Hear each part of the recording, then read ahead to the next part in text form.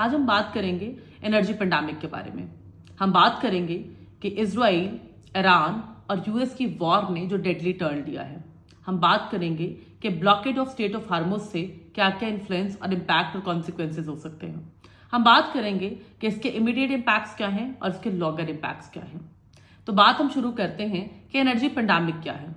ये वो सिचुएशन होगी जिसमें पूरे के पूरे एशिया की फैक्ट्रीज फ्रोज कर जाएंगी।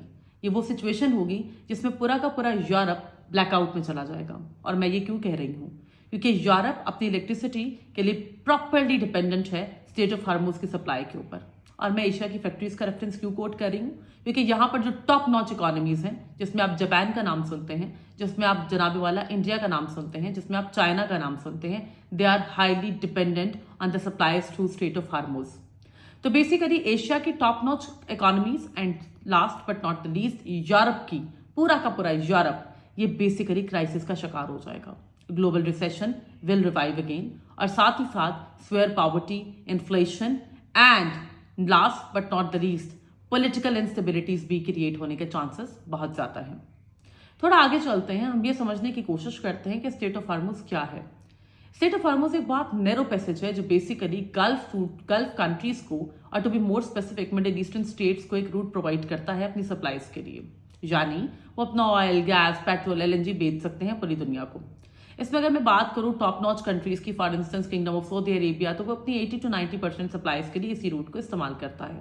For instance Qatar, UAE, Kuwait, Iraq और ईरान इटसेल्फ, क्योंकि ये ईरान की टेरिटरी का पार्ट है।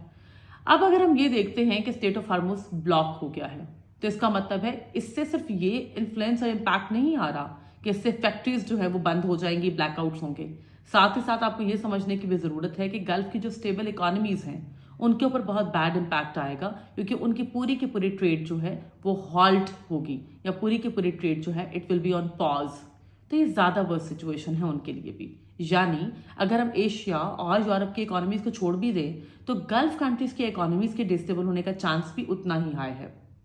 एक और बात जो यहाँ पे आपको समझने की जरूरत है वो बहुत इंपॉर्टेंट भी है। 21 million barrel oil per day state of Hormuz से पास होता है, जो कि दुनिया की टोटल नीड का 20% है। और साथ ही साथ अगर हम एलएनजी की सप्लाई की बात करें तो 90% एलएनजी का जो रूट है, एग्जिट रूट स्पेसिफिकली, वो स्टेट ऑफ हार्मुज ही है। तो यहां से हमें पता चलता है कि लॉन्गर रन में इसके इम्पैक्ट्स बहुत डेविस्टेटिंग होंगे। थोड़ा आगे चलते हैं। एक और बात, एरोनॉटिकल इंडस्ट्री पूरी की पूरी डिस्ट्रॉय हो जाएगी। एरोनॉटिकल इंडस्ट्री वो है, ये एयरप्लेन्स और इन सब की मैं बात कर रही हूँ, ट्रांसपोर्टेशन स्ट्रक्चर की। कोविड-19 के अंदर भी फ्लाइट्स का सिलसिला बंद हो गया था, जिसके बहुत ज्यादा लॉन्गर इम्पैक्ट्स बहुत सी एयरलाइंस को भुगतने भी पड़े, बहुत से बिजनेसेस शट डाउन हुए। सेम नाउ अगर आपकी एनर्जी की सप्लाईज लिमिटेड भी हो जाती हैं तो आपको ये समझना पड़ेगा airlines will bleed cash. Definitely उनकी टिकट्स, उनकी प्राइसिंग, हर चीज पे इम्पैक्ट आएगा।